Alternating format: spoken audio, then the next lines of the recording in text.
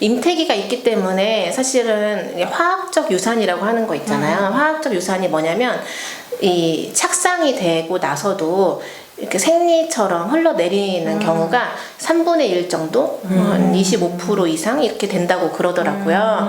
그래서 제가 지금 잘 기억이 안 나는데 어떤 집단에서 몇 명을 이렇게 임신을 시도하는 여성들에게 시도를 했는데, 시도해서 이제 뭐 임태기를 다 줬겠죠? 임태기에서 양성이 나왔는데, 그 다음에 다시 이제 매일매일 체크해보라고 해가지고 점차 그 이제 임신이 아니었다라고 하는 거가 밝혀진 퍼센테이지가 22%인가?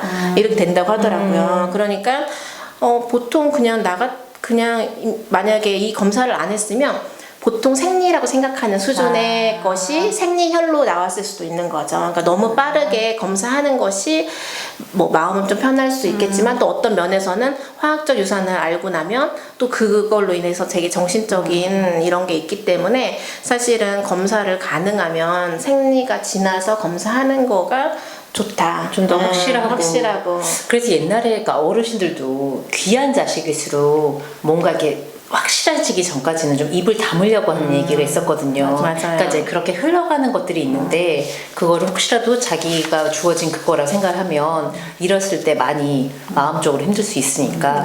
맞아요. 그러니까 근데 검사 안 하고서는 생리 예정일 지나서 그냥 했으면은 임신했다가 그랬을 수도 있는 거고 아니었다가 그럴 수도 있는 거고 아무것도 모르는 거잖아요. 그렇죠. 그러니까 어쨌든 좀 예정일이 지나서 이 검사를 하자. 너무 일찍부터 하지 말자. 그러니까 확실할 거는 어떻게든지 확실하고 아닐 거는 흘러가는 거니까 그렇게 해서 마음을 좀 다스리고 어쨌든 만약에 그렇게 해서 이제 화학적 유산이 됐다는 거는 뭐 엄마가 잘못해서 아빠가 잘못해서 그런 건 아니잖아요. 그런 건 없죠. 네, 그런 건 없고 보통은 뭐 염색체 이상이나 아니면 뭐 그냥 본인의 뭔가의 실수로 인해서 뭐 술 많이 마셔서 이런 거는 영향을 주지 않을 거라서 술 많이 마셨다고 하니까 걔는 아무 상관없던데 애 셋 있는 사람 집에서는 저는 항상 임신할 때마다 사람들이 걱정이 어저께까지 그렇게 술을 마셨는데 괜찮니었어요.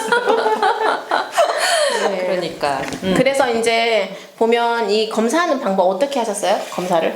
원래는 무슨 컵에다 담그라 했는데 저는 성격이 급해가지고 그냥 소변 볼 때 보다가 중간에 이렇게 자, 주산 선생님은 어떻게 하셨습니까? 저도 그렇게 종이컵을 보통은 다 그래. 왜냐면 종이컵을 찾기도 집에서 되게 그러고 받기가 더 힘들 것 같은데. 원래 근데 검사할 때는 보통은 검사 그 종이컵에다가 받아가지고 얘를 이렇게 담그는 거예요. 담그고 나서 이거 5초 이상 담그는 거예요. 5초 이상. 그리고 나서 평평한 곳에다가 뚜껑 닫고 이렇게 해서 5분 이내에 판독하는 게 정확하대요. 5분 이상 이후에 만약에 그 전에는 나타나지 않다가 5분 이후에 나타나는 경우도 있나 봐요. 그거는 아니다.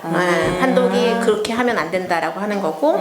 그리고 이제 한 가지 더 이야기를 해드리자면 만약에 검사했는데 음성이었다. 근데 생리가 너무 안 오고 좀 몸살기가 있다든지 계속 뭔가 증상이 몸에서 좀 이렇게 편하지 않은 증상들이 지속되거나 그러면 꼭 병원 산부인과 그런 몸에 증상이 없어도 자기 생리를 꼬박꼬박 하는 사람들은 생리가 없으면 이거 여기서 검사 결과가 안 나왔어도 병원 진료를 꼭 하시는 게 좋으세요. 은나쌤도 애기 이걸 보고 나서 병원에 일찍 갔잖아요. 그런데 아기 집이 보여야 되는데 보이지 않는 경우에는 또 이제 해보는 게 피검사랑 피검사 농도랑 해서 피검사 농도가 되게 높은데 만약에 그 아기 집이 안 보이면 자궁의 임신 이런 거 추정해 볼 수가 있어요. 제가 봤더니 생각해보니까 아기 집이 안 보였어요. 아무것도 안 보이니까 이거는 두 줄이 맞는데 안 보이니까 의사 선생님이 왜냐면 또 이제 너무 시간이 이게 딱 빨리 간 것도 아닌데 이러니까 일단 피검사하고 가라고. 그리고 만약에 피검사 했는데 이렇게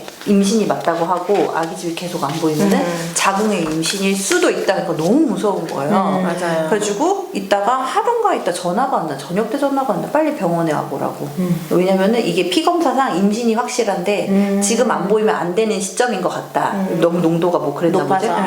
그래서 봤더니 아기 집이 딱 보이는 거예요. 남들은 막 애기 심장 뛸 때 울고 그러는데 우리는 아기 집 보고 막 울었더니 그래서 산부인과는 이제 원래 이제 임태기 하고 나서 또 빨리 가면 이렇게 뭔가 마음에 불편감이 있을 수 있기 때문에 임태기에서 양성이 나왔다. 그러면 그로부터 적어도 2주는 더 기다렸다가 가면 그때가 한 6주쯤 되잖아요. 저는 사실 7, 8주에 가는 게 제일 좋다고 생각하거든요. 6주에 가도 또 그 다음 주 2주 후에 또 와서 또 맞아요. 체크하자고 그래요. 왜냐면 심장 뛰는 것도 확인해야 되니까. 심장 뛰는 건 대부분 7, 8주쯤에 확인이 되니까 임태기에서 양성이 나왔다.